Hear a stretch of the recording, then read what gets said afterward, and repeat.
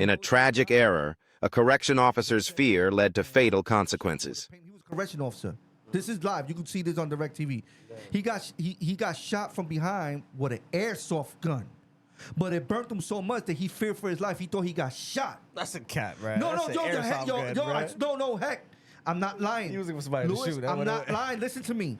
Yo, look. So my man turned around, pulled out his Glock because he's able to, because he's a correctional officer. They carry their shit. Pulled out his Glock and thought he got shot. He shot the kid in the face. No. But the kid kept driving off. Yeah. Right? So now, this is where he fucked up at. He didn't call or report it. 2 days after that, they come into the jail to pick him up. Yeah. All right? He killed somebody. He explained the story.